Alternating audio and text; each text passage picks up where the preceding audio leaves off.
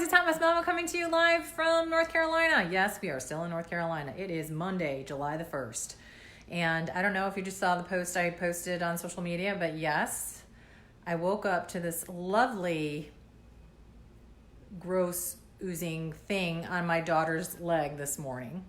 And I just wanted to take you through my thought process. Because I'm sure I'm not the only mother that has gone through this thought process. Your kid gets the littlest nick that you can't identify, and your brain starts to reel into what is it? What could it be? How do I treat it?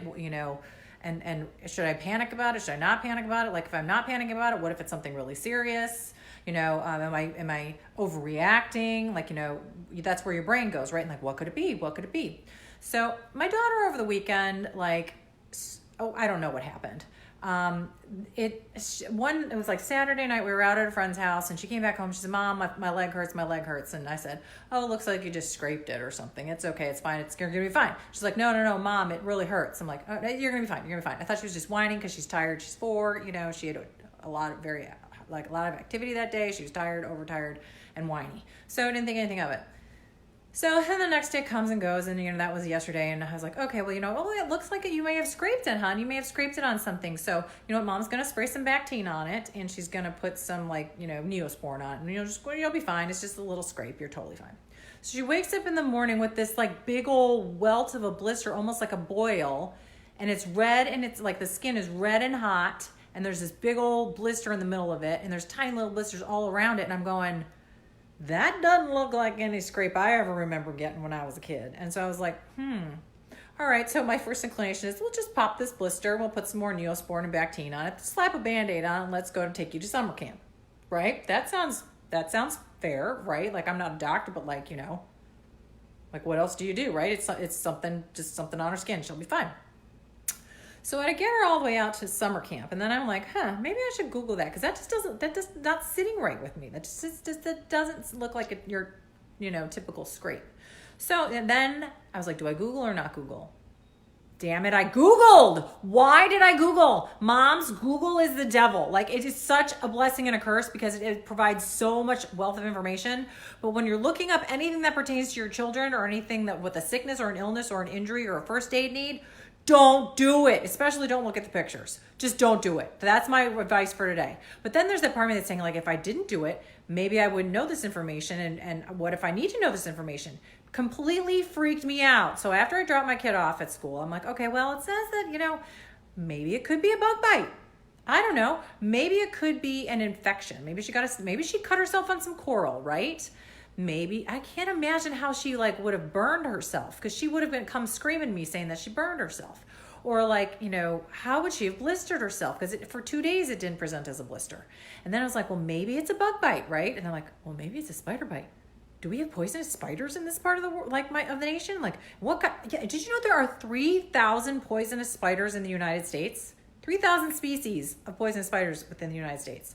But only 5 or 6 of them are actually toxic to the point where they're deadly, right? So of course I'm looking up every spider and where they're located and freaking out. So I'm like, okay, what can I do here? It says that you just gotta watch them, right? And then see if they're having any pain, but it can get bad. It could be something as simple as, oh, they're in discomfort, and you maybe want to give them some Benadryl to help with the swelling, and histamines to make, or put some topical antibiotic on it to keep an infection from spreading, to they could stop breathing, or they could have a seizure, or they could go into a coma, or it could become a widespread infection.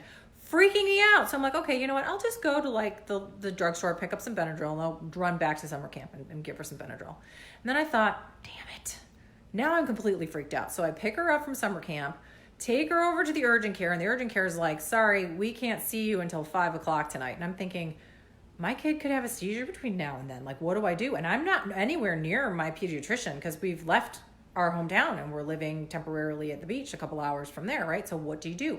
So I'm like, okay, I will set an appointment to see this urgent care at 5 or 6 o'clock tonight. But between now and then, I guess I can just give you Benadryl and send you back to summer camp. All right, so that's what I do. Then I send her back to summer camp with her Benadryl in her tummy, and I called the pediatrician, and now I'm waiting for a call back from the pediatrician to see if there's something that they may be able to tell me about this just from a picture that I took. And of course they're going to not say, they're not going to be able to say, give us any kind of definitive, right? And they're not going to want to diagnose anything, but like, seriously, this could be something as simple as like a boil or an infection or like a scrape on some coral to like a poisonous spider or MRSA, for crying out loud. Thank you, Google. MRSA. And they say, oh yeah, MRSA is kind of common, like when you're talking about kids that are in childcare. My kids have been in summer camp in like these like childcare settings for a couple of weeks now. So, and my daughter just got over like a strep throat. So all I can think of is like, what is in my daughter's system right now that is making this happen?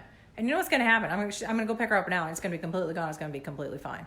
But now until then, I'm freaking out, and I'm telling you all to avoid Google. Avoid Google. But don't avoid Google, because it has great information, but avoid Google. But don't avoid it. Like, what would you have done? Would you have Googled? What would you do in this situation? My nose is running, and because I'm freaking out. What would you do in this situation? Would you have Googled? Would you listen to Google? Would you call a doctor friend? Would you rush them to the hospital? Would you just say, get over it, kid, and slap a Band-Aid on it? What would you have done? Would you have Googled? Now I'm wishing I didn't Google, because not only did I see pictures of things that could happen, but I also saw pictures of spiders, and now I'm freaking out. I'm in my house, and I am like stripping all the beds and sanitizing everything and running around in my closets and vacuuming everything, thinking, oh my gosh, what if it's bed bugs? What if it's fleas and ticks? What if it's a tick bite? And what if she has Lyme disease? And what if it was a spider bite? And what if it's bed bugs? Okay, this is where my mind goes. Thank you, Google. Thank you, Google. That's my Monday. Thank you, Google.